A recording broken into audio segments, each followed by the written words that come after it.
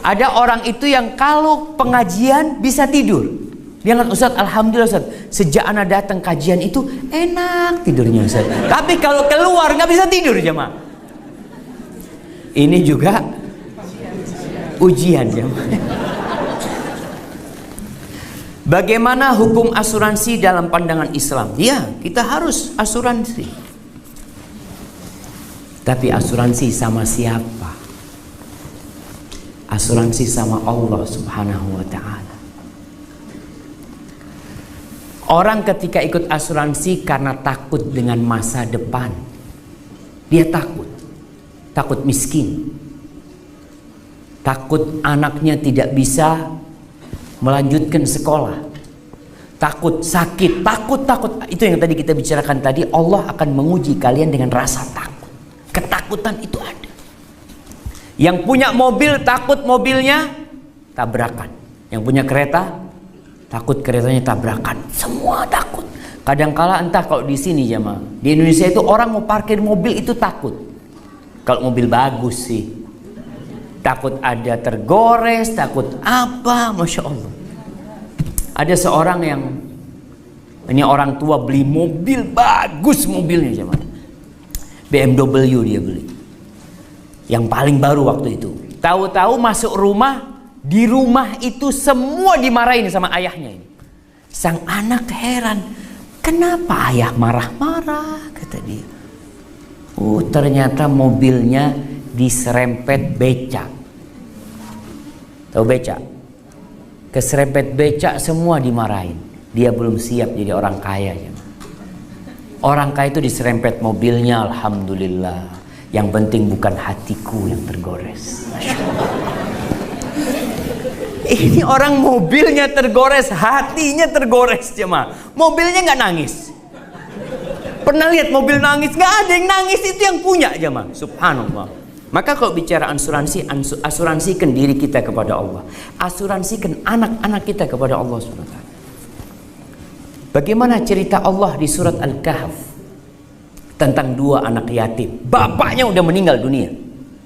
Anak itu punya harta yang tersimpan di sebuah bangunan. Allah kirim Nabi Musa dan Nabi Khidir memperbaiki bangunan rumah itu. Kenapa? Wa kana abuhuma salihah. Karena kedua orang tuanya orang. Wa kana abuhuma fan. Karena bapak keduanya itu orang soleh. Ihfadillah yahfadka. Kata Nabi SAW, jagalah Allah, Allah akan menjagamu. Umar bin Abdul Aziz rahimahullahu ta'ala, ketika dia mau meninggal dunia, dia masih raja, dia masih khalifah. Itu menteri-menteri datang kepada dia. Anaknya 11 jemaah. Kata mereka, Umar, anakmu miskin-miskin. Mumpung selagi engkau itu masih khalifah, kasih wasiatlah buat mereka. Kasih jabatan ini itu apa-apa. Apa kata Umar bin Abdul Aziz? Inna waliyallah alladzi nazzala al-kitab. Sesungguhnya pelindungku itu Allah yang menurunkan Al-Quranul Karim. Wa huwa yatawallas salihin. Allah yang akan melindungi orang-orang soleh. Kata Nabi, kalau anak-anakmu soleh, Allah yang akan jagain mereka. Subhanallah. Anaknya Umar bin Abdul Aziz yang miskin-miskin jadi kaya-kaya jemaah. Sebagian di antara mereka sekali sodakoh 70 ekor kuda untuk berjihad di jalan Allah SWT. Ada khalifah yang lainnya, Sulaiman bin Abdul Malik, Masya Allah. Anaknya mati ditinggalin harta yang banyak. Berapa tahun anaknya jadi pengemis.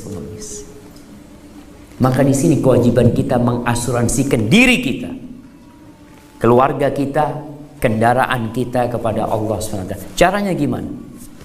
Kalau beli mobil, beli dua. Satu taruh di sebuah sekolahan. Ya Allah, ini buat asuransi yang ini ya Allah. Aku minta engkau jagakan ini ya Allah. Kalau punya anak, langsung cari anaknya orang.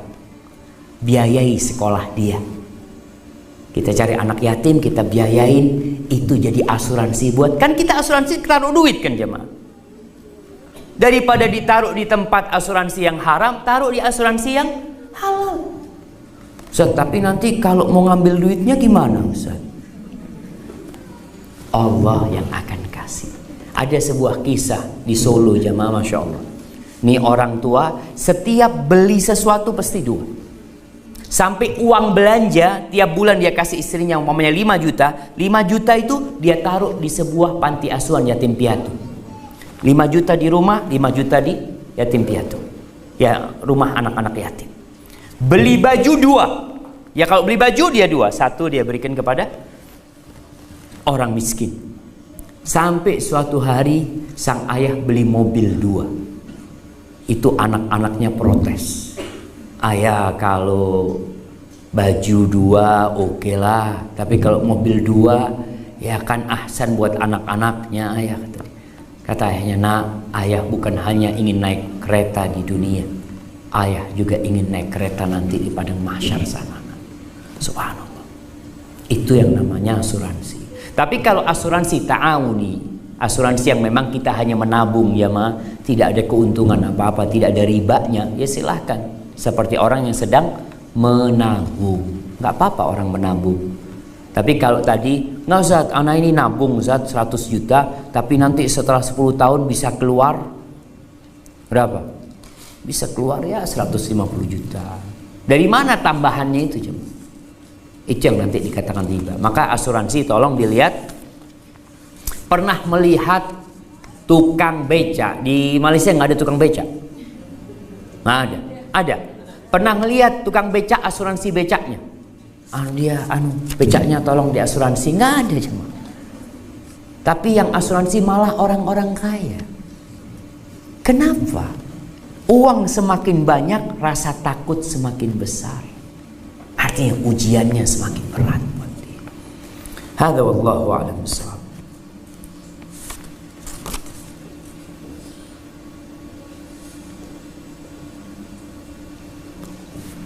Apabila kita kasih orang tua rizki kita untuk beli tanah atau rumah, bolehkah di kemudian hari tanah rumah tersebut bisa dijadikan warisan oleh orang tua?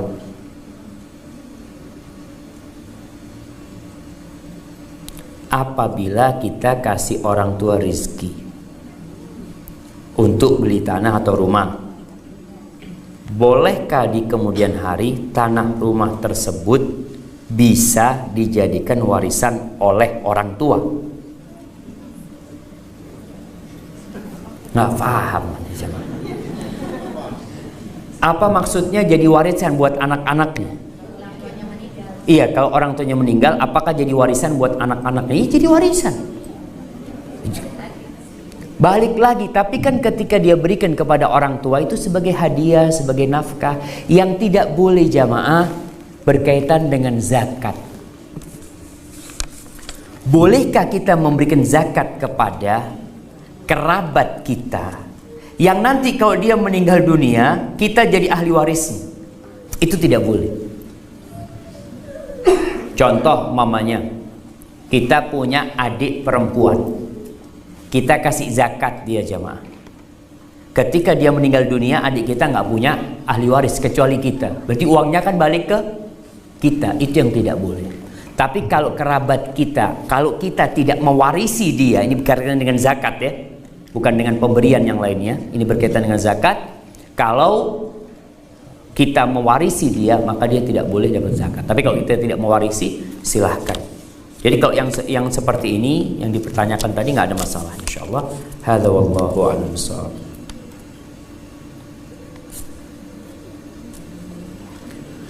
Apakah orang tua juga merupakan ujian atau fitnah? Subhanallah syafa'ah. Allah mengatakan wa ja'alna ba'dakum li ba'din fitnah atasbirun. Kata Allah, kami jadikan sebagian kalian untuk sebagian lainnya fitnah. Sabar nggak kalian menghadapinya? Artinya ada orang tua yang diuji dengan anaknya, ada anak yang diuji sama orang tuanya, dan semuanya ujian. Khususnya orang tua yang tidak taat pada perintah Allah, SWT. Apa sikap yang harus diambil sebagai anaknya untuk selalu berbakti pada orang tua tersebut? Jangan disingkat. Pujian buat Allah, tulislah subhanahu wa ta'ala. Kalau mau disingkat, singkat. Harus boleh disingkat. Pada, boleh, ini pada nggak disingkat. Orang tua tidak disingkat. Yang dia singkat pujian buat Allah Subhanahu wa taala. Jangan. Maka orang tua ujian buat anak-anaknya. Dan anak harus sabar, jemaah. Seperti yang Allah ceritakan di surat Luqman, ada bapaknya yang kafir, ujian buat anaknya. Nah, ini assalamualaikum WRWB. Waalaikum WRWB. Masya Allah. Kan jawab salam itu boleh, semisalnya kan boleh, jemaah. Paling tidak kan kalau jawab salam itu yang sama atau lebih baik. Kalau dia jawab assalamualaikum WRWB, yang sama Waalaikumsalam WRWB, itu sama. Sekali lagi, doa jangan disingkat. Kadangkala tulis di WA itu amin ya rabbal alamin ditulis YRE. Ya, Masya Allah. Kenapa jemaah? Sekarang itu bisa auto text. Bisa auto text, kita tulis di RB langsung keluar amin ya rabbal alamin. Itu yang tetap kita tulis dan itu yang tetap kita baca. Hadza wallahu a'lam bishawab. Saya mau tanya, kalau zakat emas kalau mencapai 85 gram, apakah setiap tahun dizakatkan 2,5%? Nah, habis nanti emasnya, Ustaz. Ada khilaf di antara para ulama, apakah perhiasan itu ada zakatnya. Emas itu ada dua. Emas yang disimpan sebagai tabungan, ada emas yang digunakan sebagai perhiasan. Sebagian ulama mewajibkan emas perhiasan itu ada zakatnya. Tapi sebagian mengatakan tidak. Kalau itu perhiasan untuk dipakai dan tidak berlebihan. Ada perempuan punya emas, berapa emasnya? Alhamdulillah Ustaz, 2,5 kilo. Itu perhiasan 2,5 kilo, bukan perhiasan, simpanan itu jemaah. Ketika itu tabungan dizakatin. Tapi kalau enggak, ini memang emas yang dia pakai untuk berhias, sebenarnya mengatakan tidak wajib dizakatin. Jadi zakatnya memang tiap tahun. Kalau bicara zakat emas ini tiap tahun. Dan kalau punya emas, anak punya emas 50 gram simpanan. Dan anak punya uang ya 10.000 ringgit. Digabungkan jemaah. Kalau nanti nilainya 10.000 ringgit sama 50 gram emas ini sampai 85 gram emas, baru ada zakatnya. Plus kalau punya barang dagangan. Barang dagangan, alhamdulillah saat ini akhir tahun anak punya dagangan tapi belum terjual. Dihitung berapa nih nilai barang dagangan. Nilai barang dagangannya kira-kira 20.000 ringgit. Nah, ditambahkan lagi. Baru dikeluarkan zakatnya. Tiap tahun Ustaz, tiap tahun jemaah. Kita itu bayar teks di sini 5%. Dilakukan bukan tiap tahun, tiap hari. Beli ini 5%, beli 5%. Ini cuma setahun sekali. Masa tidak mau mengeluarkannya?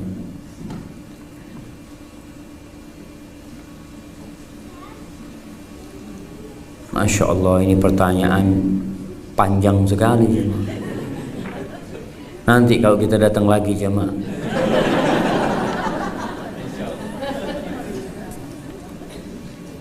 Bagi ibu yang tinggalkan puasa karena susukan anak, adakah perlu ganti plus fidyah atau hanya membayar fidyah?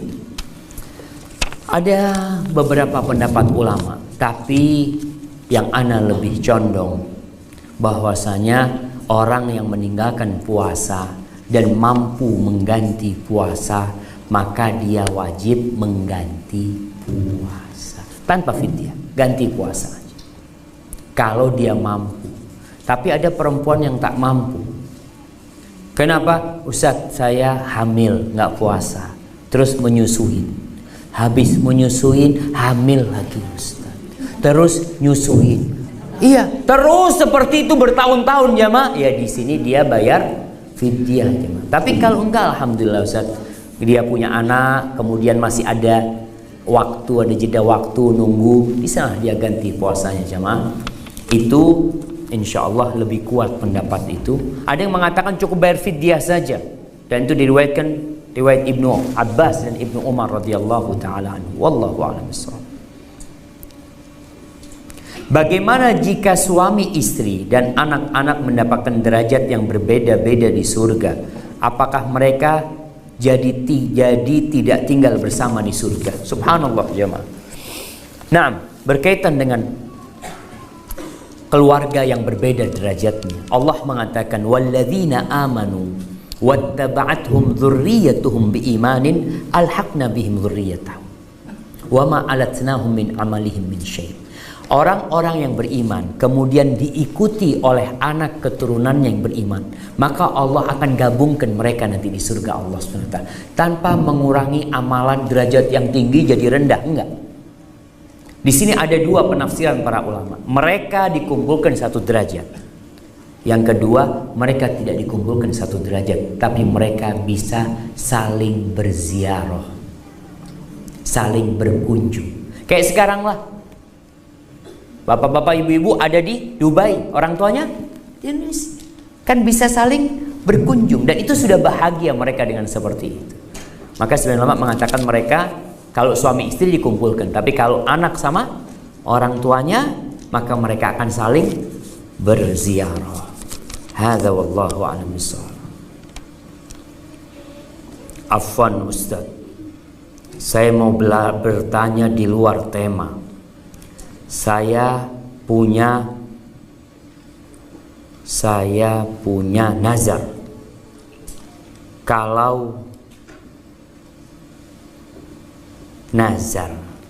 Kalau kak saya berhenti merokok, saya mau berangkatkan umroh atau daftarkan haji. Tapi kata kakak, karena berangkat haji harus nunggu 10 tahun. Nggak apa-apa kalau didaftarin dulu aja, insya Allah sebelum berangkat sudah berhenti. Jadi ini kakaknya belum berhenti ngerokok, dia minta didaftarin dulu. Daftarin lah, nanti kan masih lama hajinya. Jadi dia mau berhenti ngerokok kalau berangkat haji. Allahu Akbar. Ya nggak apa-apa, daftarin aja. Tapi kalau nggak berhenti ngerokok, nanti ambil lagi duitnya, nggak jadi kan? Iya, karena daftar itu boleh sih, Bang.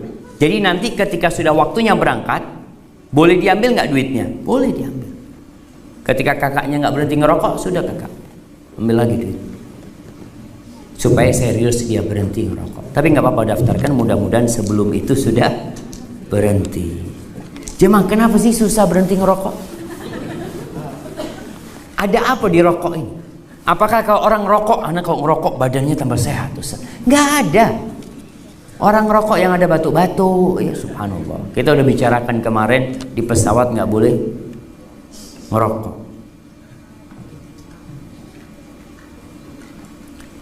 Mohon tanya, adakah perlu membayar zakat untuk gaji yang diterima bulanan atau hanya harta simpanan cukup haul dan nisab?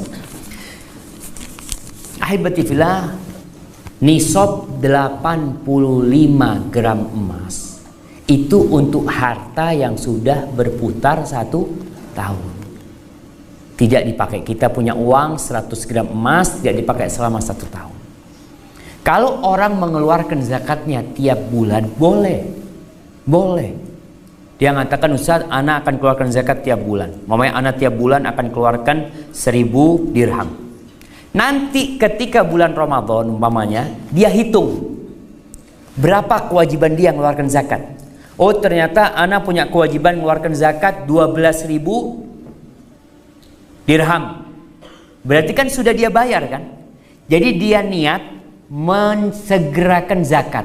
Zakat itu boleh dibayar di depan. Mamanya kita zakat 2 tahun kita bayarin. Kita punya saudara susah hidupnya, kita hitung kira-kira zakat kita per tahun itu mamanya 12.000 dirham. Kita langsung kasihkan kepada kakak kita 24.000 dirham sebagai zakat kita. Itu diperbolehkan. Yang tidak boleh menunda pembayaran zakat. Tapi gaji yang belum sampai nisab dan belum sampai haul tidak ada zakatnya. Yang kita bicarakan ini mensegerakan zakat. Nanti akhir tahun tetap dihitung berapa jumlah harta yang dia miliki. Ada orang gajinya tiap bulan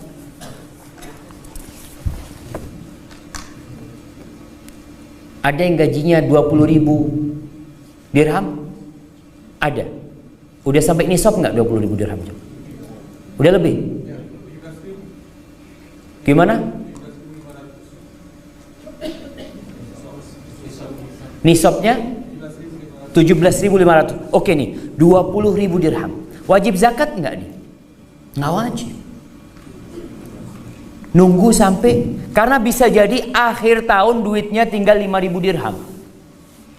Karena duitnya dibuat bikin rumah sama dia, untuk tempat tinggal dia. Nggak ada zakatnya cuma. Nggak ada zakatnya di sini. Islam itu Masya Allah agama yang sangat mudah. Jadi ada orang yang ingin mengeluarkan zakat tiap bulan, ada orang yang bingung zakat tiap tahun harus 2,5 gram emas ya. Semuanya diuji sama Allah SWT. Hadza wallahu a'lam bishawab.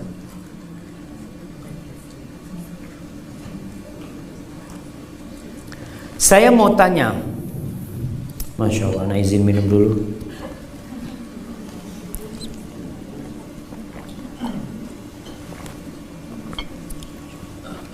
Alhamdulillah.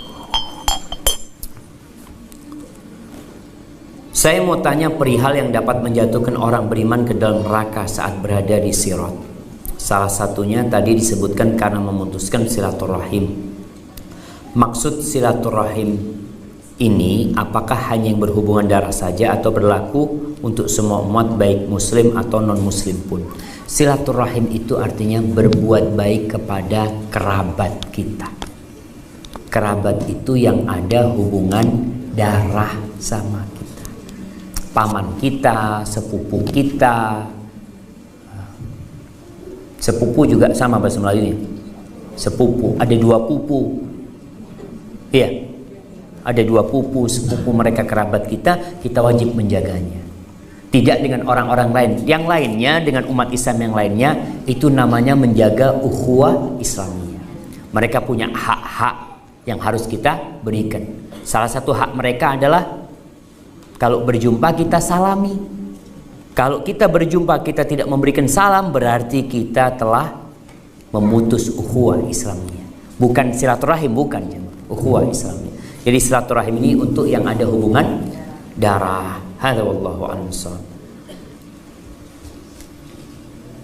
Masya Allah, ini pertanyaan khusus, bikin kajian sendiri jemaah.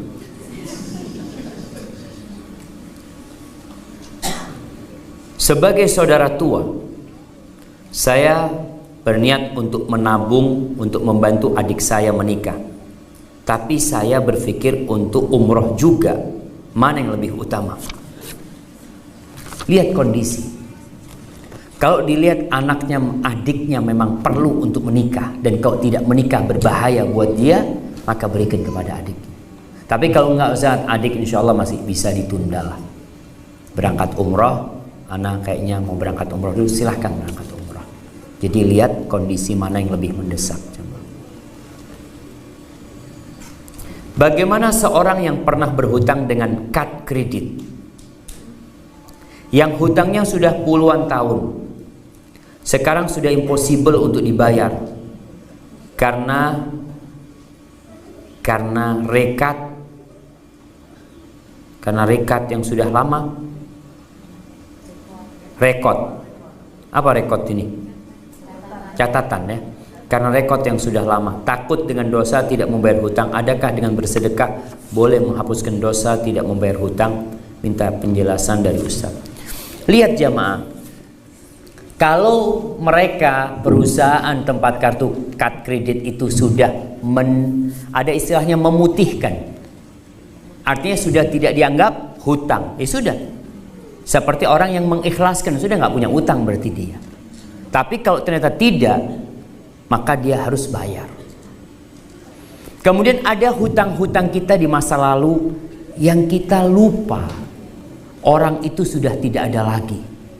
Dulu pernah waktu sekolah, waktu di university, ngambil pisang goreng tak bayar. Iya. Gimana kita harus bayar? Harus bayar. Kita cari itu sekolahannya. Kita cari kantinnya, kita bayar. Kalau tak jumpa dengan mereka, maka kita sedekahkan atas nama mereka yang memiliki harta tersebut. Jam berapa jamaah? Assalamualaikum Ustaz.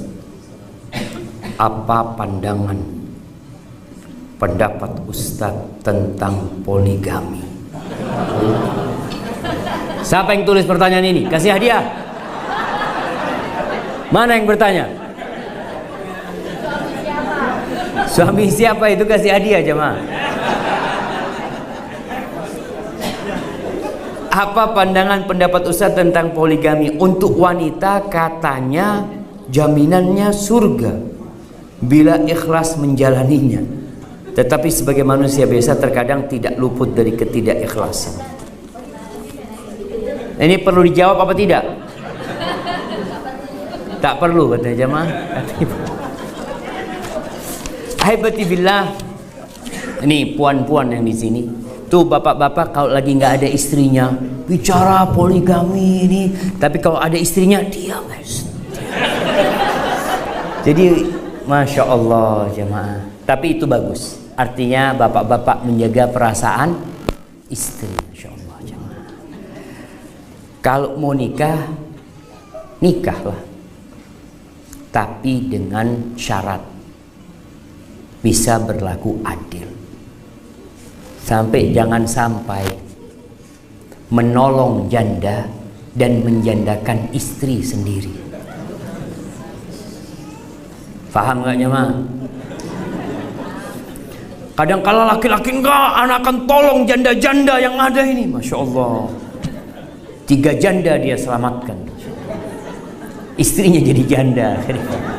Terus siapa yang menyelamatkan istrinya? Oh temannya nanti. Kamu selamatkan janda istriku. Ahibati fillah, Allah ketika membolehkan menikah 2, 3, 4 itu ada syaratnya.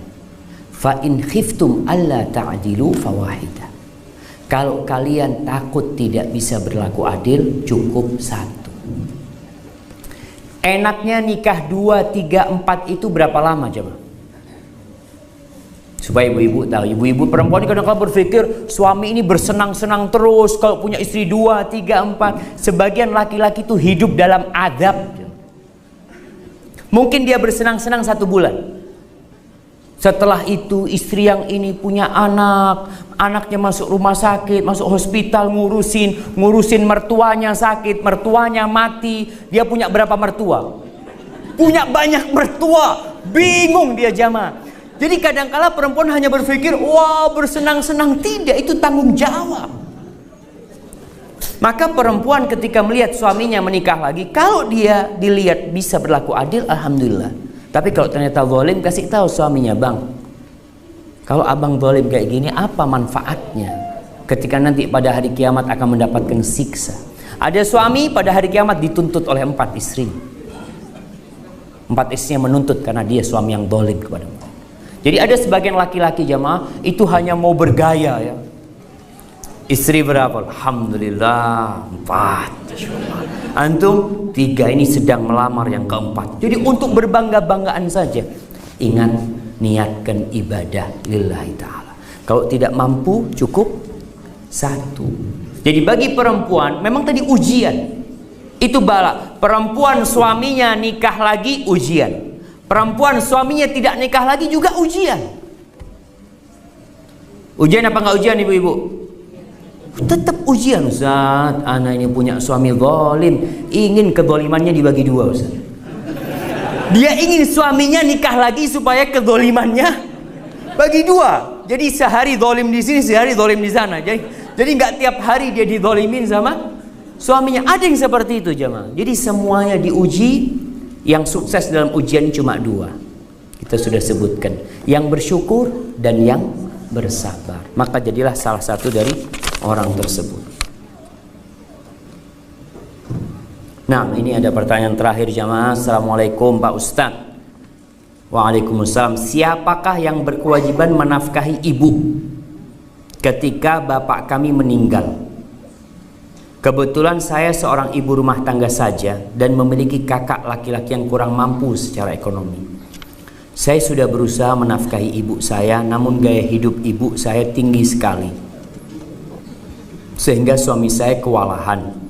Dan sudah 3 bulan ini saya dimusuhin ibu saya karena tidak bisa memenuhi keinginannya. Terima kasih Pak Ustaz. Ingat, kewajiban anak kepada orang tua adalah memberikan nafkah, mencukupi keperluan hidupnya. Sandang, pangan, papan. Siapa? Anak laki. Anak laki nggak mampu, kalau anak perempuannya bisa memenuhi, penuhi. Tapi bukan untuk gaya hidup. Ada keperluan hidup, ada gaya hidup. Yang anak harus lakukan kepada orang tuanya adalah memenuhi keperluan hidupnya, bukan gaya hidupnya. Jadi untuk keperluan listrik, ya, kemudian beras, minuman, itu yang dia berikan kepada ibunya. Selain itu, maka itu jadi sebuah anjuran, bukan lagi kewajiban. Dia sudah cukupin, kemudian memang dia tidak mampu, ya kalau bicara dimusuhin ibu, ya anti tidak melakukan dosa. Bersabarlah menghadapi itu, ibunya juga ujian buat anaknya. Makanya selain berbagi harta sama ibu, berbagilah hidayah sama ibunya. Selain kasih hadiah, kasih juga hidayah buat orang tuanya. Hadza wallahu a'lam bishawab. Jamaah rahimakumullah. Alhamdulillah kita sudah menyelesaikan kajian kita pada kesempatan kali ini. Kita akan berikan hadiah kepada yang bisa memberikan rangkuman kajian kita dari kemarin sampai hari ini. Nah, fadhal. Maju ke depan. Hadiahnya ada yang tunjukkan hadiahnya dulu. 3 buku sama 1 istri. Masya Allah. Nah, fadhalu jamaah.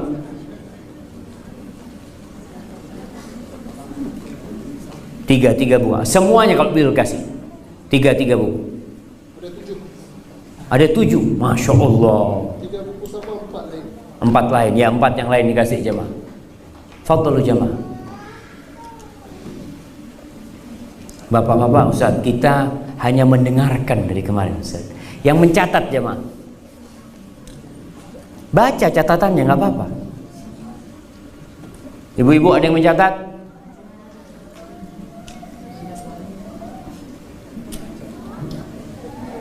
Masya Allah. Baik, rangkuman kajian kita yang tadi aja.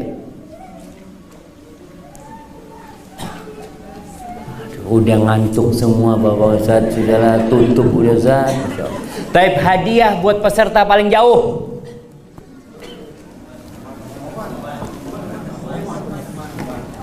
Mana angkat tangan? Ini nih Oman dikasih hadiah depan nih. Pasti 1. Ya, ibu-ibu yang paling jauh. Mana yang paling jauh? Iya, selain Oman ada yang jauh juga kan? Mana? Ruwais, mana yang Ruwais? Oh, itu Ruwais, kasih Ruwais tuh. Kasih Ruwais. Indonesia, semua dari Indonesia, dari Malaysia. Oh, karena berkunjung ya, kalau berkunjung beda lah. Hadiah buat yang paling tua. 6. Berapa umurnya? 72. Ada yang lebih? Kasih yang 72, kayaknya paling tua sudah jemaah. Orang 72 itu udah langka, harus dilestarikan jemaah. Ya, kata Rasul SAW, a'maru ummati baina sittin wa sab'in. Umur umatku itu antara 60 sampai 70 dan sedikit yang lewat dari 70.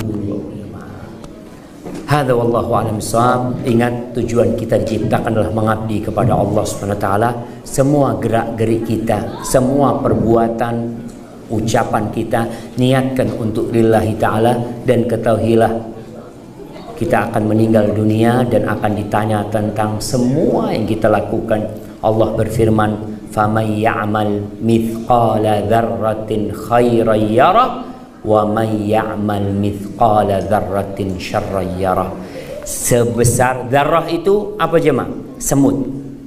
Dzarrah itu semut. Semut kecil yang warna hitam itu biasanya kalau jalan nggak berasa. Barang siapa yang beramal kebaikan sebesar semut itu atau seberat semut itu, dia akan melihatnya pada hari kiamat. dan begitu pula dosa yang dia lakukan dia akan melihatnya. Itu yang bisa saya sampaikan. Apabila benar yang saya sampaikan dari Allah Subhanahu wa taala, kalau ada yang salah dan kurang berkenan itu dari diri anak pribadi. Allah dan Rasulnya terbebaskan dari kesalahan itu. Subhanakallahumma bihamdika asyhadu an la ilaha illa anta astaghfiruka wa atubu ilaik. Wassalamualaikum warahmatullahi wabarakatuh.